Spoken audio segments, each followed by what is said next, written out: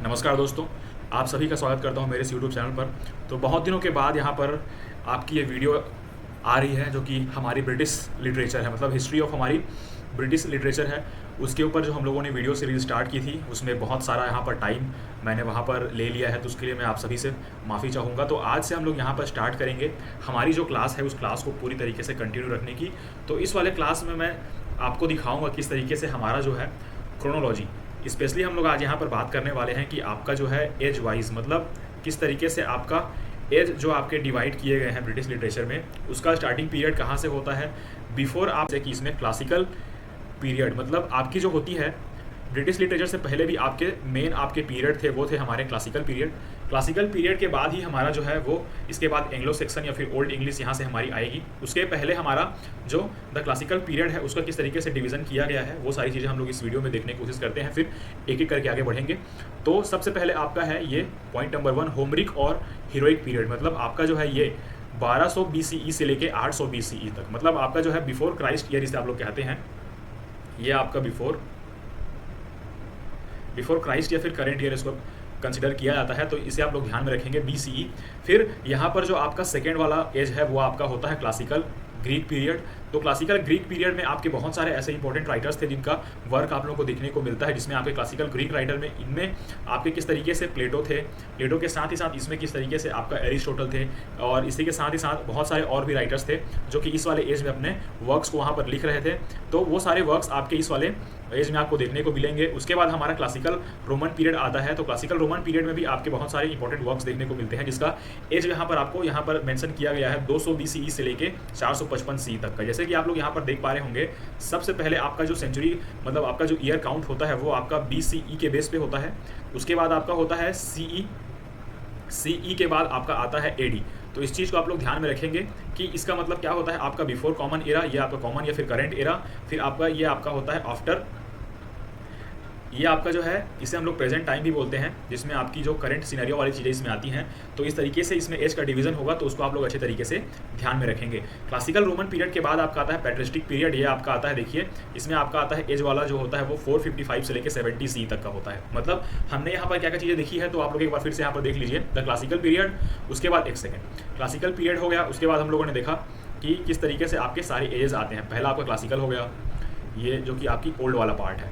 उसके बाद इसमें आपका जो है रोमन वाला पीरियड। तो ये सारी चीज़ें आपकी किस तरीके से हुई हैं वो सारी चीज़ें हम लोगों ने यहाँ पर इस वाले स्लाइड में डिस्कस कर ली है। तो आगे वाले स्लाइड में हम लोग देखेंगे कि और कौन कौन से ऐसे क्रोनोलॉजिकल आपके जो सीक्वेंस है उस सीक्वेंस से हम लोग किस तरीके से यहाँ पर सारी चीज़ें देखने वाले हैं। तो इसके बाद अगला वाला जो हमारा, एक सेकेंड, ये इसके बाद हमारा जो आता है सेल्स। आप लोग यहाँ पर देख पा रहे होंगे सेल्स यहाँ पर जो लिखा हुआ है, एक सेकेंड,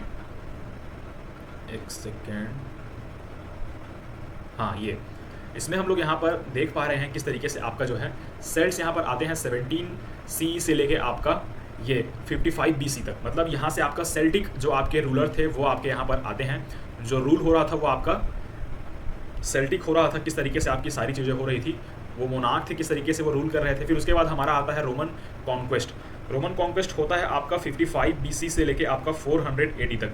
रोमन कॉन्क्वेस्ट में होता यह है कि आपके जो सेल्ट्स होते हैं उनके ऊपर रोम के लोग अटैक करते हैं, तो वहाँ पर रोमन अटैक होता है जिससे कि वो पूरी तरीके से हार जाते हैं रोमन से, और वहाँ पर फिर इंग्लैंड पर जो है, जो कि ये वर्तमान में भी इंग्लैंड नहीं हुआ था उस टाइम पर, वो आपका जो है अलग अलग वहाँ पर डिवीज़न में डिवाइड था। तो उन डिवीज़न में किस तरीके से वहाँ पर अटैक हो रहे थे वो सारी चीज़ें यहाँ पर दिखाई गई हैं। उसके बाद हमारा आता है ओल्ड इंग्लिश और एंग्लो सैक्सन पीरियड। तो यहाँ पर जो है आपका सेल्ट्स और रोमन के अटैक को वहाँ पर डिफेंड करने के लिए इंग्लैंड से वहाँ पर 3 ट्राइब्स, यहाँ पर मैं आपको बताऊंगा 3 ट्राइब्स इसमें आते हैं। कौन कौन से वो 3 ट्राइब्स हैं उसके नाम आप लोग यहाँ पर नोट कर लेंगे। तो सबसे पहले आपके आएंगे एंजल्स, दूसरे आपके आते हैं ज्यूट्स, और तीसरे आपके आते हैं, इसमें जो आपका आता है, सॉरी ये जूड्स जो है वो थर्ड वाले में है, एक सेकेंड, ये आपका फर्स्ट, ये थर्ड, इसमें आपका सेक्शन। तो ये आपके 3 बेसिक ट्राइब्स थी जिन्हें बुलाया गया था कि किस तरीके से रोमन कॉन्क्वेस्ट, मतलब रोम के वहाँ पर जो थे लोग वहाँ पर अटैक कर रहे थे इंग्लैंड के ऊपर। साथ ही साथ आपका जो है सेल्ट्स का जो यहाँ पर है वो आक्रमण बढ़ रहा था, तो उसको रोकने के लिए वहाँ पर 3 ट्राइब्स को वहाँ पर बुलाया गया था। आपको इस चीज़ को ध्यान में रखना है। मतलब ये 3 ट्राइब्स थी वहाँ पर बेसिकली जिन्हें बुलाया गया था इंग्लैंड को डिफेंड करने के लिए। फिर आपका आता है सेकेंड वाले में, ये आपका ओल्ड इंग्लिश, यहीं से आपकी ब्रिटिश लिटरेचर की शुरुआत मानी जाती है। बाकी पहले के जो एजेस थे वो आपका क्लासिकल और आपके रोमन जो आपके एजेस थे उनके ऊपर काउंट किया जाता है। अब हम लोग देखेंगे यहाँ पर ओल्ड इंग्लिश और आपका एंग्लो सेक्शन, तो ये हो जाता है यहाँ पर। अब हम लोग देखेंगे दूसरे वाले में, तो ये आपका नॉर्मन कॉन्क्वेस्ट होता है और एंग्लो नॉर्मन एज। तो एंग्लो सेक्शन एज की यहाँ पर जो एज स्पैन थी वो थी आपकी 450 से लेके आपका 166 एडी 1066 एडी तक का था ये आपका।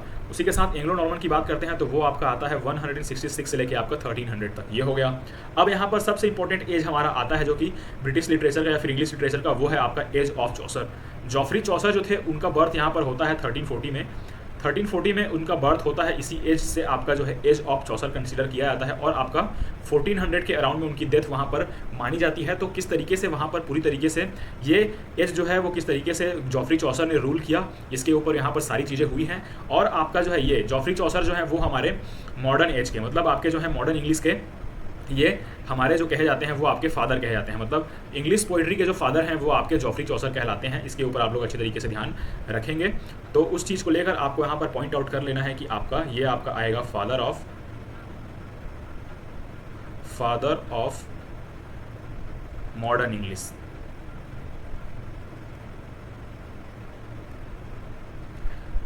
Father of modern English poetry. तो इस चीज़ को आप लोग ध्यान में रखेंगे कि आपका जॉफरी चौसर जो थे उन्हें फादर ऑफ इंग्लिश पोइट्री का वहाँ पर दर्जा दिया गया था।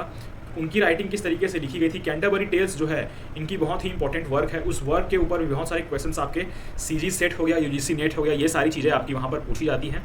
तो इस चीज़ को आप लोग ध्यान में रखेंगे। कौन सा वर्क है, तो वर्क का नाम है आपका, एक सेकेंड आपको मैं वर्क यहाँ पर लिख देता हूँ। तो इसमें आपका जो है मोस्ट इंपॉर्टेंट वर्क है वो इनका वर्क है कैंटरबरी टेल्स। तो ये वर्क जो है वो बहुत ही इंपॉर्टेंट हो जाता है आप लोगों के लिए, जिसमें कि आपको ये सारी चीज़ें आपको देखने को मिलेंगी। इस वाले एज के बाद हमारा अब अगला एज आएगा, वो आपका कहलाएगा रेनेसांस। तो रेनेसां का पीरियड जो होता है वो आपका बहुत ही इंपॉर्टेंट है। ये आपका रेनेसां जो है इसे हम लोग हिंदी में कहेंगे पुनर्जागरण। मतलब पुनर्जागरण कहने का मतलब क्या है, पुनर्जागरण कहने का मतलब ये है कि रिवाइवल हुआ था किस तरीके से, मतलब किस तरीके से वहाँ पर आपका लिटरेचर था वो फिर अच्छे तरीके से वहाँ पर जो है इंट्रोड्यूस हुआ था। जिस तरीके से वहाँ पर जो है ब्रिटिश लिटरेचर में बहुत ही इंपॉर्टेंट एज जो आपकी होती है, मतलब जिस तरीके से एज का डिवीजन है उसमें आपका एलिजाबेथन एज जो है वो बहुत ही इंपॉर्टेंस रखता है, क्योंकि एलिजाबेथन एज ने ही आपके लिटरेचर में जितने भी टाइप्स होते हैं लिटरेचर को डिफाइन करने के, वो सारे टाइप्स इसी में आपके आते हैं। चाहे वो आपका पोइट्री हो गया, चाहे वो आपकी ड्रामा हो गई, या फिर आपके इसमें जो वर्क आते हैं जिसे हम लोग कहते हैं ट्रेजेडी। मतलब किस तरीके से वहाँ पर आपका ट्रेजेडी लिखने का ट्रेंड हुआ, पोइट्री लिखने का ट्रेंड हुआ, ड्रामा लिखने का ट्रेंड हुआ, ये सारी चीज़ें आपको कहाँ देखने को मिलेंगी। तो वो सारी चीज़ें आपको किस एज में आपको स्टार्टिंग में देखने को मिलेंगी, इसी वाले एज में, एलिजाबेथन एज में भी आपको ये चीज़ें देखने को मिली थी। इसके बाद इसमें जो है एलिजाबेथन एज इसलिए भी पड़ा था क्योंकि इसमें आपकी क्वीन एलिजाबेथ, क्वीन इसमें जो थी हमारी वो थी हमारी एलिजाबेथ क्वीन। ये थी आपकी फर्स्ट क्वीन थी जो कि पहली बार किसी भी आपका जो है मोनार्क में, मतलब मोनार्की में किसी वहाँ पर जो है वुमन को वहाँ पर सत्ता दी गई थी हाथ में, और उन्होंने अच्छे तरीके से इसे निभाया, क्योंकि वे किस तरीके से अपने लोगों के साथ कनेक्ट में रहे, उन्होंने किस तरीके से वहाँ पर इंग्लैंड की भलाई सोची और उनका जो है किस तरीके से डेवलपमेंट पर ज़्यादा फोकस था, वो इस वाले एज में आपको देखने को मिलेगा। इंट्रोडक्शन वाला वीडियो है इसलिए मैं इसमें डिटेल वाली आपको डिस्कशन नहीं कराऊंगा, क्योंकि वीडियो बहुत लंबी हो जाएगी। तो एक एक एज वाइज हम लोग डिस्कस करेंगे आने वाली वीडियोज़ में। अभी हम लोग यहाँ पर एज वाइज यहाँ पर इसकी देख लेते हैं किस तरीके से इसे स्पैंड है। तो 1558 से लेके 1603 तक का जो टाइम पीरियड है वो हमारे क्वीन एलिजाबेथ है, मतलब क्वीन एलिजाबेथ जो है उसका एज माना जाता है। इसे एज ऑफ शेक्सपियर भी कहते हैं, मतलब विलियम शेक्सपियर का एज भी इसे कंसिडर किया जाता है, जिनकी आपकी बर्थ जो हुई थी 1564 में हुई थी, इनकी डेट ऑफ बर्थ। तो इन्हीं के नाम पर भी इस एज को एज ऑफ शेक्सपियर कहा जाता है। इस एज को और भी एक एज के नाम से जाना जाता है, उसे हम लोग कहते हैं गोल्डन एज। गोल्डन एज के नाम से भी इस एज को जाना जाता है। तो इस चीज़ को आप लोग अच्छे तरीके से ध्यान में रखेंगे। इसके बाद आपका जो है क्वीन एलिजाबेथ की डेथ हो जाती है 1603 में। तो जकोबियन एज यहाँ से स्टार्ट होता है, जो कि आपका किंग जेम्स जो फर्स्ट थे वो वहाँ पर इंग्लैंड के किंग बनते हैं, जिनका टाइम स्पेंड होता है आपका 1603 से लेके 1625 तक, मतलब 1603 से लेके 1625 तक का जो टाइम पीरियड है वो आपका जकोबियन एज कहलाता है, जिसमें आपके किंग जेम्स फर्स्ट, ये आपके किंग थे, किंग जेम्स फर्स्ट। ये आप लोगों को अच्छे तरीके से ध्यान में रखना है कि कौन कौन से किंग थे और कौन कौन से क्वीन थे जिनके नाम पर आपका जो है एज का डिवीजन किया गया है। इसे एज ऑफ डन भी कहते हैं। जॉन डन का नाम सुना होगा आपने, इसे एज ऑफ डन के नाम से भी जाना जाता है, क्योंकि इन्होंने बहुत अच्छा कंट्रीब्यूशन दिया था लिटरेचर के आपका फील्ड था उसमें, इसीलिए इनका नाम भी इस वाले एज के नाम पर रखा गया है। अब यहाँ पर हमारा 1625 में जब किंग्स जेम्स की वहाँ पर डेथ होती है, तब वहाँ पर कैरोलाइन एज स्टार्ट होता है। चार्ल्स द फर्स्ट जो हैं वो हमारे किंग बनते हैं, वो इंग्लैंड के किंग बनते हैं 1625 में, और कब तक रूल करते हैं, वो आपका रूल करते हैं 1649 तक। 1649 तक का टाइम पीरियड आपका क्या कहलाता है, तो वो आपका कहलाता है कि प्यूरिटन एज। इसमें आपका एज ऑफ मिल्टन भी से कहते हैं, मतलब जॉन मिल्टन जो थे उनकी वहाँ पर किस तरीके से कंट्रीब्यूशन रही है लिटरेचर के वाले फील्ड में, उनका भी यहाँ पर किस तरीके से इम्पैक्ट देखने को मिला पूरे इस लिटरेचर में, वो सारी चीज़ें आपको यहाँ पर देखने को मिलेंगी। इसलिए इस वाले एज को भी आपका एज ऑफ मिल्टन कहा जाता है। अब हम लोग देखेंगे हमारे अगले एज की ओर, प्यूरिटन एज और द कॉमनवेल्थ पीरियड। मतलब ये कॉमनवेल्थ पीरियड कहने का मतलब क्या है कि इसमें किस तरीके से आपकी जो है मोनार्की वो आपके जो भी वहाँ के सिविल मतलब आपके जो होते हैं सिविलियंस के हाथ में थी, जितने भी आपके लोग थे वहाँ पर उनकी राज, मतलब आपको इसे हम लोग कह सकते हैं कि वहाँ पर डेमोक्रेसी ये आपकी जो आई थी, ये 11 साल का जो टाइम पीरियड था, मतलब 1649 से लेके 1660 तक का जो टाइम पीरियड था, उसमें वहाँ पर जो है कोई भी राजा राज नहीं कर रहा था। वहाँ पर ओलिवर क्रॉमवेल, एक नाम आप लोग याद में रखेंगे अच्छे तरीके से,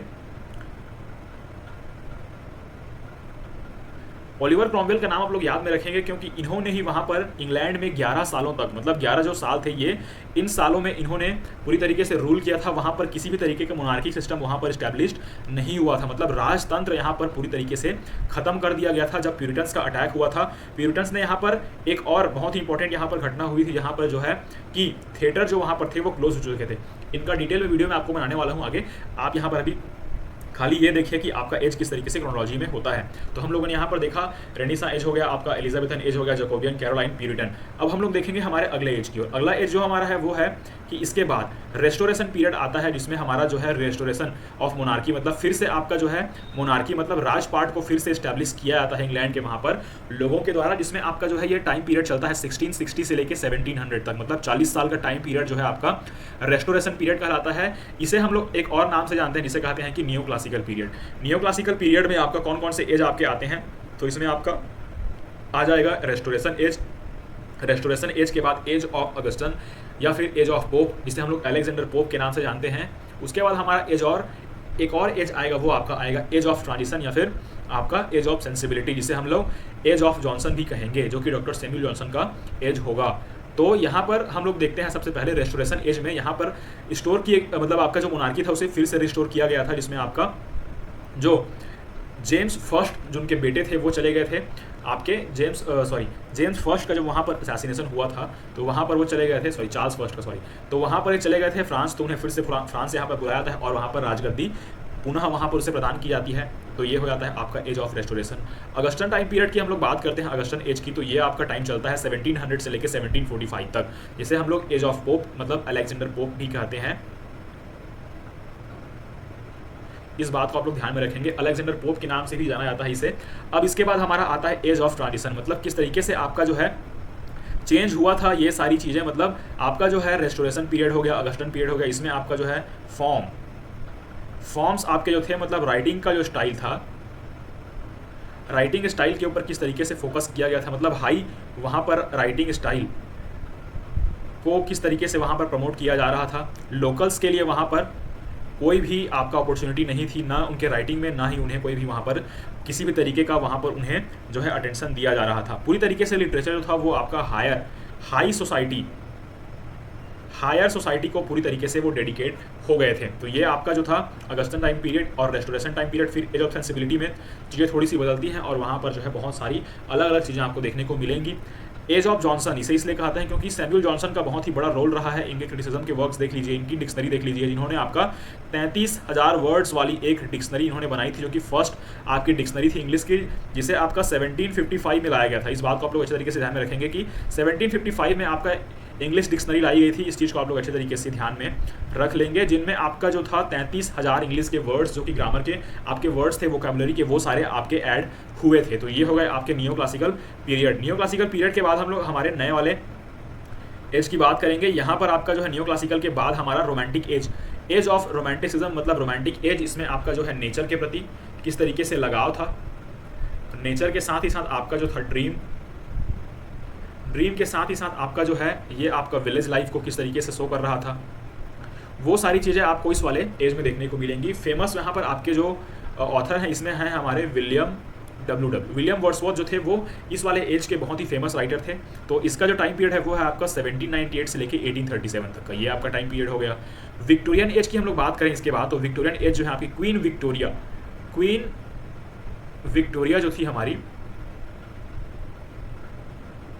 क्वीन विक्टोरिया का यहाँ पर पूरी तरीके से राज चला था 1837 से लेके 1901 तक। मतलब आपका जो है 1837 से लेके 1901 तक ये आपका जो है पूरी तरीके से विक्टोरियन एज को डेडिकेटेड रहा। क्वीन विक्टोरिया यहाँ पर इनकी क्वीन बनी थी जिन्होंने बहुत ही लंबे समय तक वहाँ पर राज किया इंग्लैंड पर। फिर हमारा मॉडर्न एज आता है। मॉडर्न एज का जो टाइम स्पेंड है वो है हमारा 1901 से लेके आपका 1950 तक का टाइम पीरियड। उसके बाद हमारा आता है पोस्ट मॉडर्न एज जिसमें आपके 1950 से लेके अभी तक का टाइम पीरियड आता है। तो ये रही आपकी हिस्ट्री ऑफ ब्रिटिश लिटरेचर की पूरी तरीके से। हम लोगों ने क्रोनोलॉजी डिस्कस की है किस तरीके से ये सारी चीज़ें एज वाइज होती हैं, तो उन चीज़ों को आप लोग अच्छे तरीके से ध्यान में रखेंगे। सबसे पहला हमारा आता है क्लासिकल पीरियड। जैसे आपका जो है क्लासिकल टाइम पीरियड में 3 आपकी एज आते हैं, होमरिक और heroic period, classical Greek period, classical Roman period, patristic period. इसके बाद हमारा अगला आता है वो है सेल्टिक आपका, उसके बाद रोमन कॉन्क्वेस्ट होता है, उसके बाद ओल्ड इंग्लिश और एंग्लो सैक्सन वाली एज आती है मॉडर्न, उसके बाद हमारा नॉर्मन कॉन्क्वेस्ट आता है, फिर हमारा एज ऑफ चौसर आता है। एज ऑफ चौसर के बाद रेनेसांस, मतलब आपका जो रेनेसां का पीरियड आता है जिसमें हमारा देखने को मिलता है एलिजाबेथन, जकोबियन, कैरोलाइन, प्यूरिटन। फिर प्यूरिटन एज के बाद हमारा restoration, Augustan, age of transition या फिर सेंसिबिलिटी के बाद रोमांटिक, विक्टोरियन, मॉडर्न और पोस्ट मॉडर्न। तो ये सारी चीज़ें थी कि आपको किस तरीके से क्रोनोलॉजी याद करनी है। डेट वाइज आपको यहाँ पर क्रोनोलॉजी दी हुई है, तो वहाँ पर आप लोग स्क्रीनशॉट लेकर इन सारी चीज़ों को नोट्स कर लीजिए। मैं स्पेशली ये वीडियोस उन स्टूडेंट्स के लिए बना रहा हूँ जो कि अभी इंग्लिश लिटरेचर में अभी भी उन्होंने स्टार्ट करा हुआ है पढ़ना अपना, उन्होंने अपनी तैयारी स्टार्ट की हुई है सीजी सेट को लेकर, यूजीसी नेट को लेकर, उनको अपना बेसिक बनाना है। उनके लिए ये वाली वीडियो बहुत ही हेल्पफुल होने वाली है। ये वीडियो सीरीज बहुत ही हेल्पफुल होने वाली है। तो वीडियो अगर आप लोगों को अच्छी लगी हो तो वीडियो को लाइक करिएगा, चैनल को सब्सक्राइब करिएगा, साथ ही साथ शेयर करिए अपने फ्रेंड्स के साथ जो कि आपका सीजी सेट या फिर यूजीसी नेट के प्रिपरेशन वाले स्टार्टिंग फेज में है, जिन्हें आपको प्रॉपर अंडरस्टैंडिंग वहाँ पर बिल्ड करानी है ब्रिटिश लिटरेचर को लेकर। तो ये वाली वीडियो उनके लिए बहुत ही इंपॉर्टेंट होगी। तो मिलते हैं नेक्स्ट वाली वीडियो में, तब तक के लिए धन्यवाद।